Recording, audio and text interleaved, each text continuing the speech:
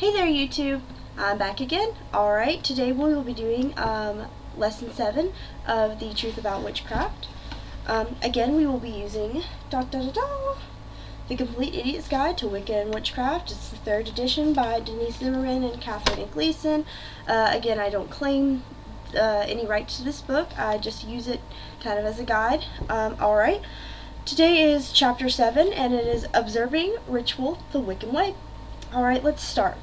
I'm going to start by pointing out that, like many religions, like Catholicism, Mormon religion, like any other religion, even the Muslim faith, they have ritual. They have certain way of doing things, a certain order, certain times. Just like that, Wiccans, pagans, they all have rituals, usually to honor a god or a goddess, any type of deity, spiritual creature, and invite them into their lives. Common types of ritual is like the Great Rite, which is a kind of like a unification ritual of the god and goddess, usually involves an athame and a chalice. Hand fasting, hand parting, that's wedding and divorce. Hand fasting, wedding, hand parting, divorce. Wiccaning, kind of like a christening for babies, except they're Wiccans.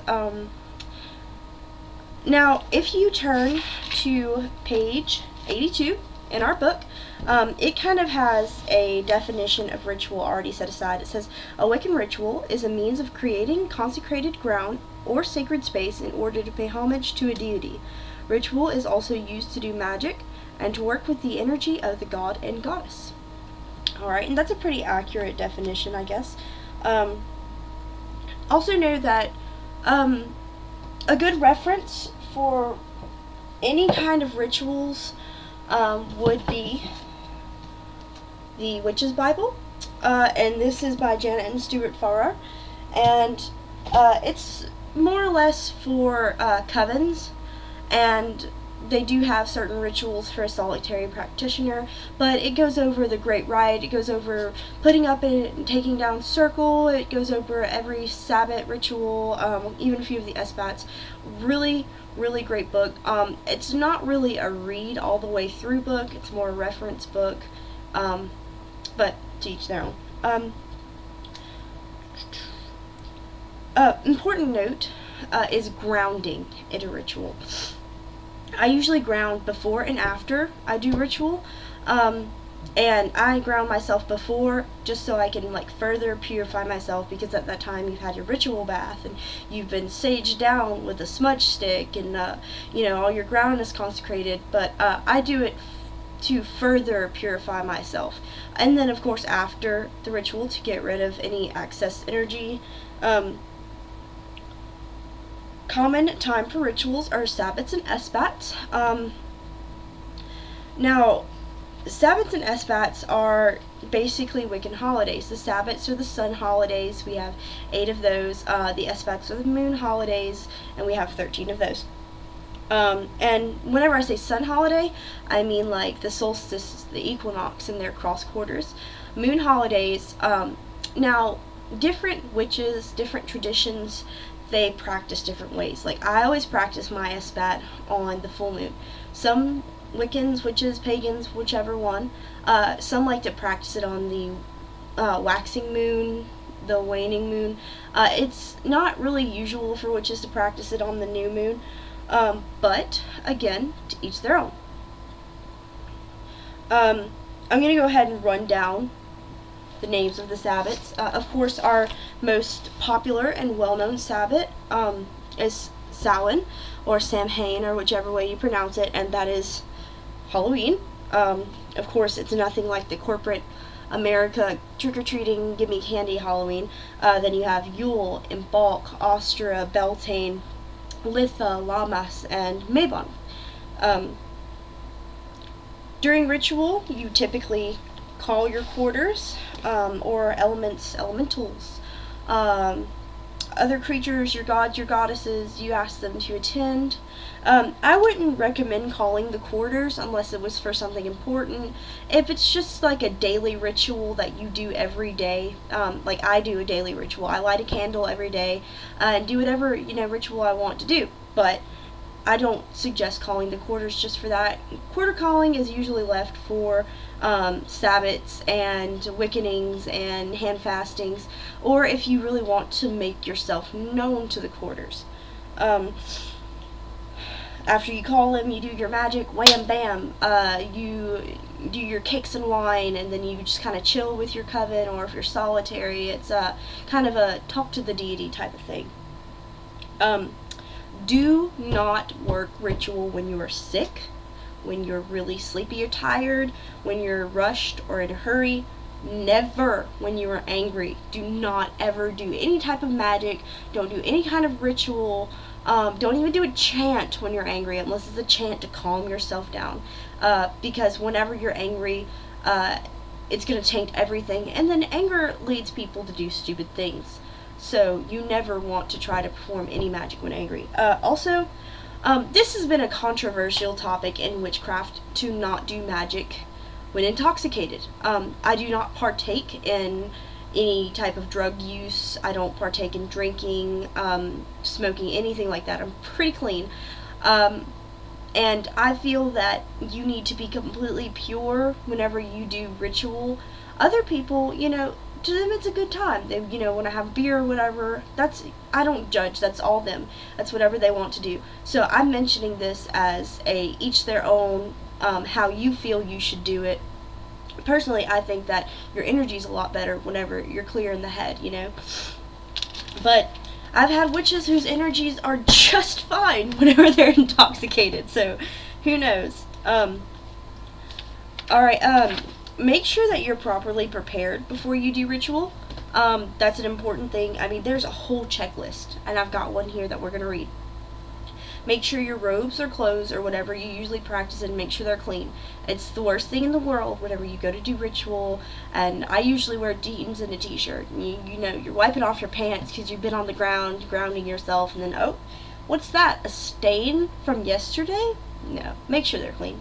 Turn off all electronics, and put away all distractions. Big part of Wicca, witchcraft, pagan practices, all of it. Big part is concentrating, being able to put all of your focus into what you're doing. And if your phone is ringing, that's just not going to happen. And again, like if you're a mommy witch, make sure the kids are down before you do any of that, because even though kids and familiars can kind of roam in and out of the circle freely, it's still a distraction to have your 4-year-old throwing Cheerios when you're trying to raise some power. So another thing to help prepare you is to purify yourself.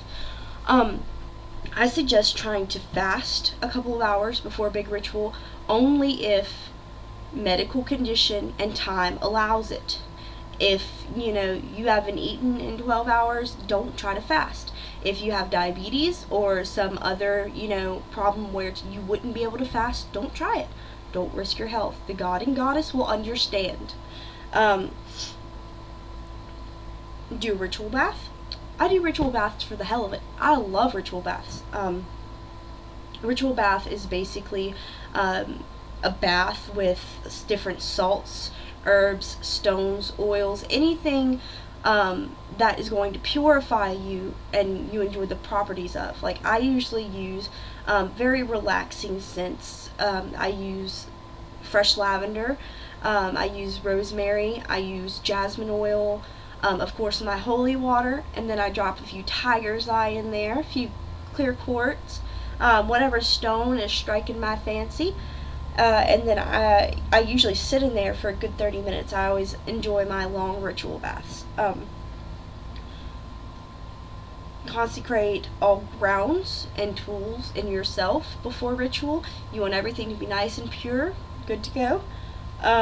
Which I suggest using a sage stick or any type of smudge stick for that. Soaking your stuff in holy water, whatever you like to do to consecrate it. Make sure you have all of your tools in your ritual area. It's the worst feeling in the world to, be in the zone and then realize, oh, where's that incense I needed? It's terrible. Make a list. Ground yourself and meditate. So that's a quick checklist of everything that is personally important to me to do before I even start a ritual. So again, that's, it's a big step, unless it's like your daily ritual where you light a candle, but most of the time, big ritual is Sabbats and Esbats.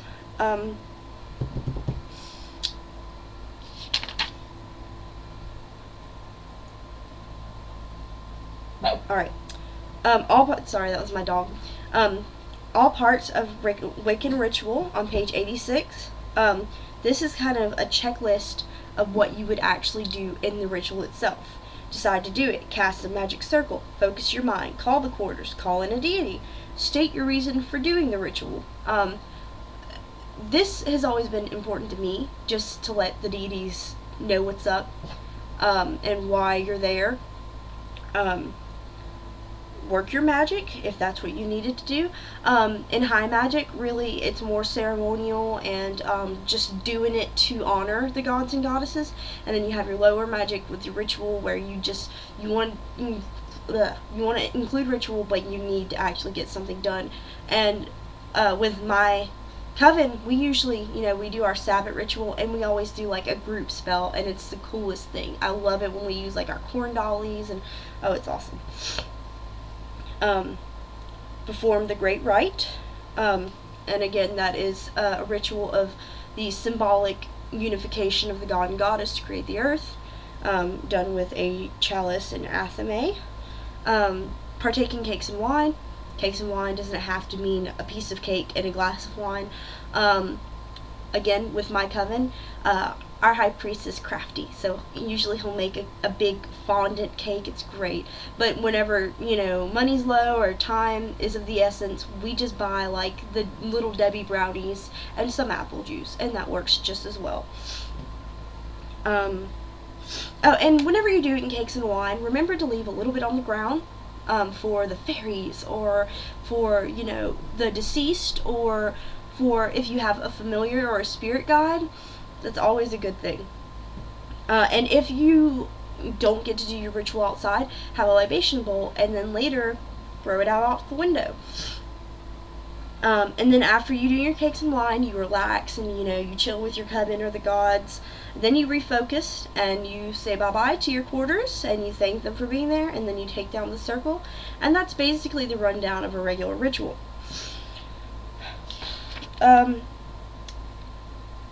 Note that as you go further in your path, you're going to want to not stick so much to, a ritual that someone else has written, but make your own. I make all of my own spells. I make all of my own ritual. Every piece of magic that I practice is usually magic that I've crafted. Alright, if you look on page 87, Guide to Wiccan Ritual Etiquette. This is so important, you guys, especially if you're working with a coven, especially if you're on trial for a coven. Now, I say on trial, usually with a coven, before they, let you join, they will put you through a test period to see how you fare in the coven. And it's less about ritual etiquette and more about personal hearts and how you get along with the coven, but still, it always looks good to be doing the right thing. Know that Wiccan ritual is a serious religious rite. Serious as in, it needs to be serious in your heart. You can have fun at your Esbat or Sabbat ritual. That's encouraged to have fun. It's a fun event. It's a great thing. Our coven likes to goof off. I love it. But every one of us knows when it's time to get serious, and that's the important part. Make sure you aren't late to ritual. That's very annoying for everyone to have to wait to communicate to their god because you wanted to grab a bit of McDonald's. Don't do that. Bring all the things you said you bring. If you're like, oh yeah, I'm going to bring these altar candles, don't be like, oh darn, I forgot the altar candles. They might have been depending on that. Always ask if there is something you can bring. Even if your financial means are low, you can always bring altar decorations. Like if it's Maybon, you can bring, some acorns and leaves and little things from outside. Outside is free. So make sure that you've removed your watch, your cell phone, or pager, or whatever you use. Anything that makes noise, turn it off or take it off. Be polite and respectful to everyone in the coven. Respect to everyone in the coven. It seems bizarre to see it in a book, because if you're in a coven, you know that your coven is less of a church type thing and more of a family type thing. Alright, inviting people to ritual. Don't invite just anyone. Don't invite anyone who you think is going to hurt you or mock what you do or mock your coven. Only invite people that you've seriously, weighed the good against the bad. Animals go in your circle whenever they want to. They'll just go in and out, especially like cats. So you don't have to freak out if your cat crosses the circle line. It's cool. Grimoires and Book of Shadows, and that starts on page 88 at the bottom. Grimoires and Book of Shadows are actually different things. Your Book of Shadows traditionally is kind of like a journal of what you do in magic and a journal of your personal life, and your grimoire is more or less like your magic cookbook, where you write all the magic information down, like spells that you've done or whatever. I don't do that. I use my Book of Shadows and I put everything in it. I put my dreams in there, my spells, my chants, personal entries, ritual entries, all of it is in there. I like to color code the top of my pages, and that's how I know the difference. It's a lot less work to me, and I love less work. So,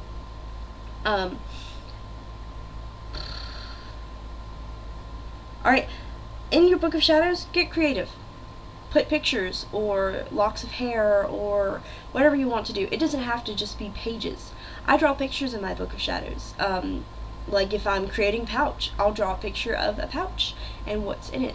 So don't be afraid to customize it, because there are no rules on how your Book of Shadow needs to be. It's all you. And then you see page 90 through 91 is kind of like an example of someone's Book of Shadows entry.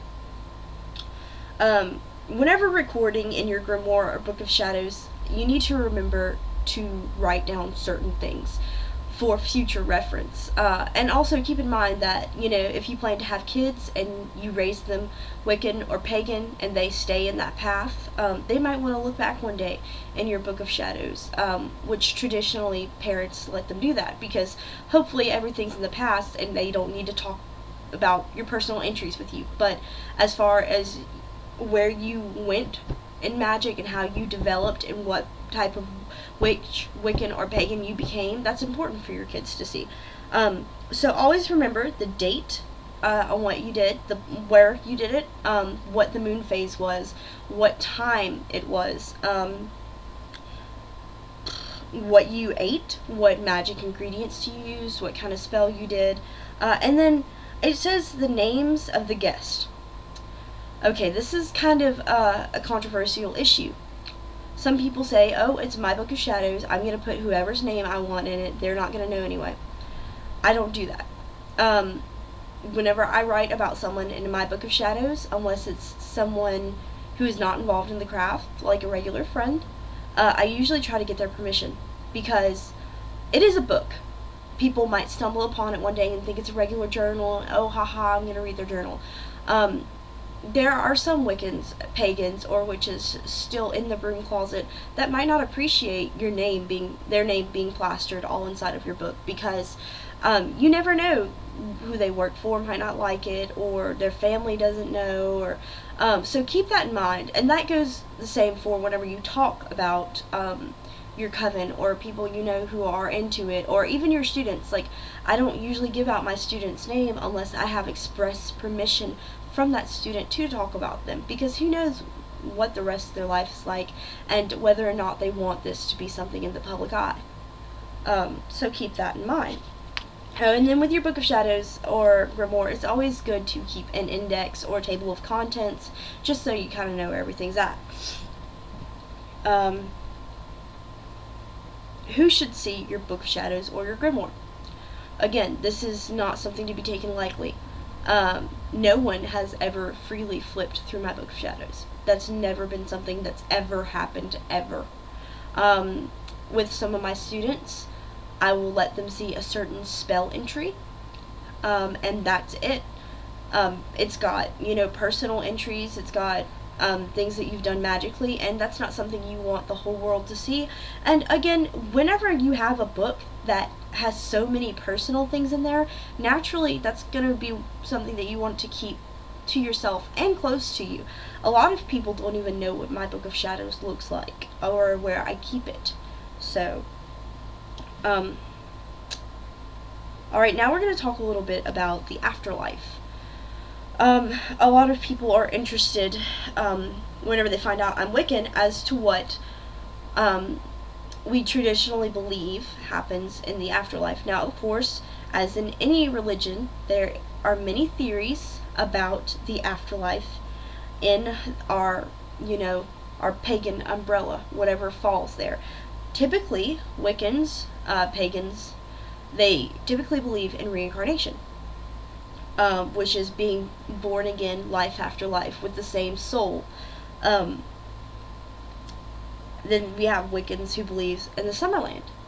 The Summerland is not heaven, and it's not hell.